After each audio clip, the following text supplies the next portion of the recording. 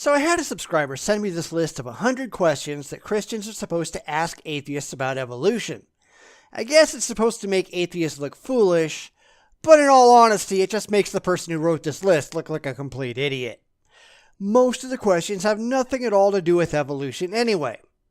Still, I never turned down a challenge, so I'm going to take on this list of questions.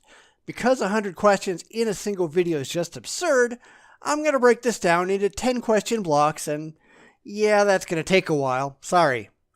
I also can't promise that every question is going to be wonderful, so expect a mixed bag.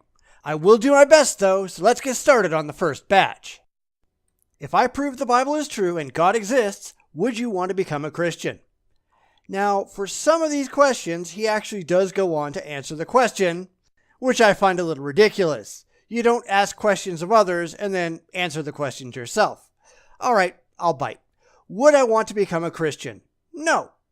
I would absolutely believe if he could prove with objective evidence that the Bible was true and that God exists, but the God of the Bible is a complete and total dick, and thus there's no chance in hell I would ever worship such a monster, nor should anybody else. I'm totally open to having this proven to me though, so when can we expect Christian apologists to actually present said evidence?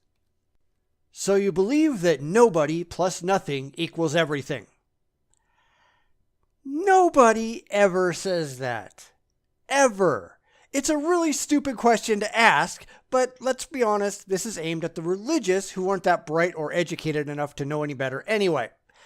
But I could ask the reverse to Christians who claim that God just magically always existed, which is really stupid to believe. The universe requires nobody. No intelligent sentient entity to exist. It just required the Big Bang, which we can demonstrate actually happened. There are questions about what caused it to happen, of course, but we know for a demonstrable fact that it wasn't just poofed into existence by some magical man in the sky. That's just stupid to believe, so why the fuck do you?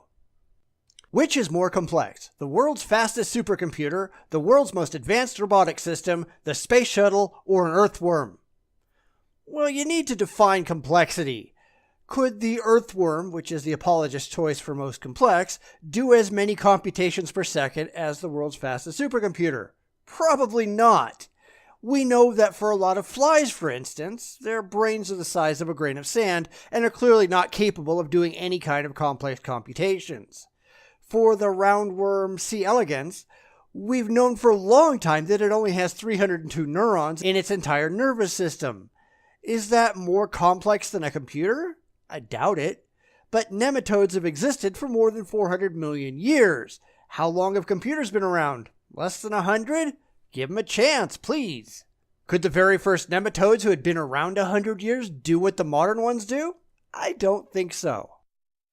Of all the knowledge contained in the 70 million books and articles, much of it written by scholars and experts in their fields, found in the Library of Congress, and all of the knowledge yet to be discovered, what percentage of that knowledge do you think you possess? Personally, not that much. However, thanks to the internet, I do have access to the vast majority of human knowledge, and we're learning more every single day. You, on the other hand, seem to think that everything worth knowing is contained in a book of ancient Bronze Age mythology, largely written by people who thought the Earth was flat. And the funniest part of this question is he thanks Ray Comfort. Ray Comfort's an idiot. If you pay any attention to Ray Comfort, you're an idiot too. Do you believe there is bias in the media? Could there also be bias in laboratories and college classrooms? Well, of course there's bias. I mean, there's bias in everything. Do I think there's some giant scientific conspiracy? Of course not. Anyone can go confirm the findings on their own, and many, myself included, have done so. But let me ask you another question. Do you think there's bias in the church? After all, scientists don't rely on evolution. Even if evolution went the way of the dinosaurs, they'd still have jobs. Can you say the same about priests and ministers and all the people employed by the churches? Would anyone still fill the pews if nobody believed in this nonsensical God of yours? Would they lie about this? I just don't know. Did you know that many prominent atheistic scientists admit to believing evolution even though they know it's not real? That's not even possible. Belief is not dependent on the will. You cannot choose to believe something that you're not convinced is actually so. Try it for yourself. Choose to believe that your God doesn't exist. I mean, really, really believe that God isn't real. Let me know when you've succeeded. I suspect it's going to be a long wait. What do you call someone like this? Now, following the previous question, he claims that George Wald, a Nobel laureate from Harvard, admits that he believes evolution even though he knows it's a lie. Of course, this claim is in and of itself a lie. In fact, it comes from a paper written by Wald in 1954 called The Origin of Life, in which he discusses the likelihood of life spontaneously generating. He found it to be unlikely in his opinion, but he was speaking more than 60 years ago and without the benefit of modern scientific knowledge, and he was making a point that spontaneous generation is unlikely, not impossible. You gotta remember, he also thought the Earth was only 2 billion years old, while we know now that it's more than twice that age. If the only example our apologist can find is one that's more than 60 years old and taken out of context, then our apologist is not just dishonest, but disgustingly so. What do you think this man's real problem is? Well, honestly, I'm wondering what the hell your problem is. After all, this was revealed to be a dishonest attempt at quote mining, and not even an original attempt, but one that's been floating around for many, many, many years. So too has the refutation, which anyone who is actually interested in the facts would have found very easily. But no, this kind of thing is ridiculously common in religious apologetics. I'm sure he just grabbed the quote from an apologetics website somewhere, didn't bother to verify its validity, any more than the website he got it from did, and even once it is pointed out, he's not going to bother to go back and change his questions, because honestly, he doesn't care. He doesn't want the facts getting in the way of preaching to the gullible. And this becomes even clearer when he tries it again with his next non-existent question concerning Aldous Huxley. Apparently, this guy isn't clear on the concept of questions. He states that Huxley speaks for all atheists, whether they like it or not. Well, that's about as stupid as saying Adolf Hitler speaks for all Christians, whether they like it or not. Jeez, this guy's an idiot. Here's another invaluable insight on what can drive atheism. The question is, are atheists born or do they evolve?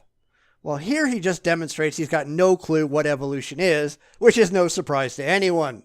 But yes, atheists are born. In fact, everyone, absolutely everyone is born an atheist without exception.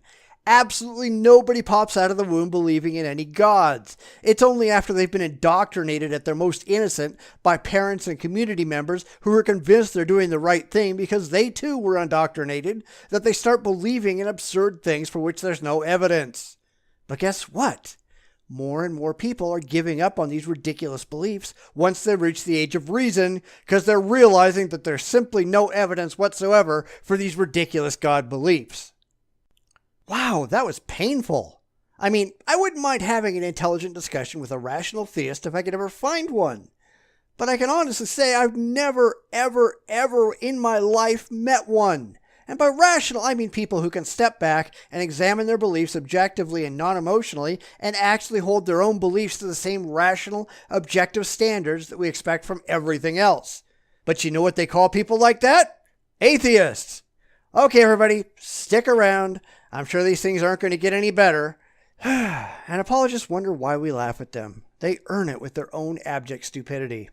I'll see you all for part 2.